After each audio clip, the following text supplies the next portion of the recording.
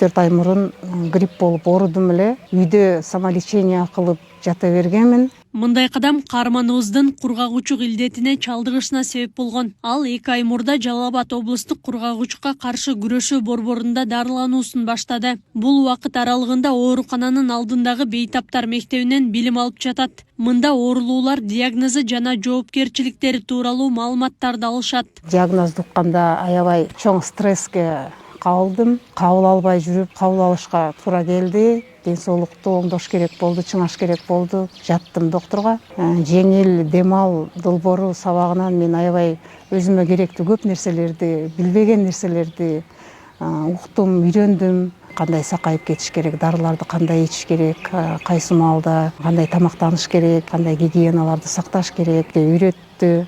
Долбоордун алкагында жыл башынан бери бейтап мектеби курсунда 172 оорулуу катышты. Алар тайпаларга бөлүнүп, жумасына бир нече жолу сабак өтүшөт. Андан кийин маалыматтарды эсине сактап алыш үчүн атайын тест тапшырышат. Ушул жеңил дем ал долбоорунда мен бейтаптарга сабак өтүп жатып жөнөкөй тилде түшүнүктүү кылып видеороликтер бар, видеороликтерди коюп беремин.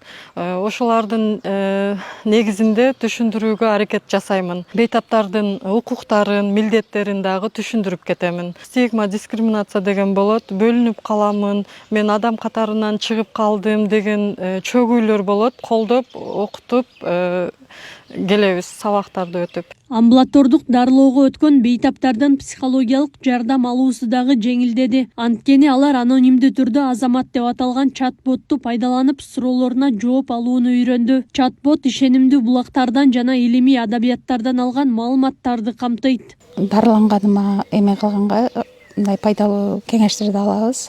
Өзүбүзгө эмне керек болсо, кандай кылышыбыз керек. Биз ошо чат-бот аркылуу Азамат менен байланышып, ошондон сурап турабыз. Биз кыргызча суроолорду беребиз, алар деген орусча жооп бергенге аракет кылышат. Кыргыз тилинде которулуп жооп берилсе жакшы болмок экен. Чат-ботту ишке киргизүүдө Баткен, Нарын, Ош жана Жалал Абад облусунда сурамжылоо жүргүзүлүп, медайымдар жана психологдор катышкан. Алар Азаматтын жоопторунун тууралыгын текшерип, эч кандай каралоо же басмырлоо жок экенине ынанышкан. Бардык оңдоп түзөөлөрдөн кийин Жалал Абаддагы 20 ыктыярчы 2 жума бою чат-ботту колдонгон. Февраль айынан баштап ошо чат-бот Азаматты сунуштадык.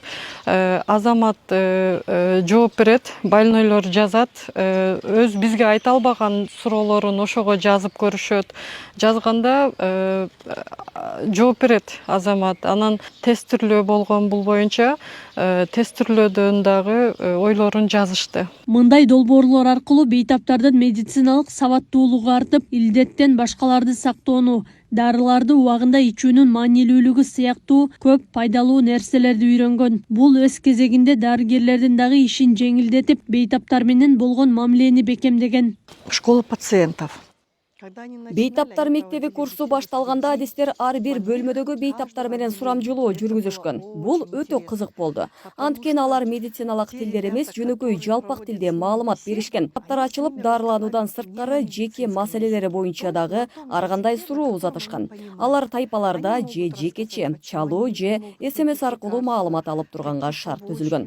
Адистер ушундай колдоо көрсөтүп жатып, бейтаптарга мындан аркы жашоосун улантууга чоң дем бере алышты. Бул жакшы долбоор болду. Өткөн жылы облус аймагында 700гө жакын кишиден кургагучук илдети аныкталган. Дарыгерлердин айтымында илдет акыркы жылдары миграцияда жүргөндөрдүн арасында күч алган. Акылай Карабаева, Аскар Маматисаков, регион.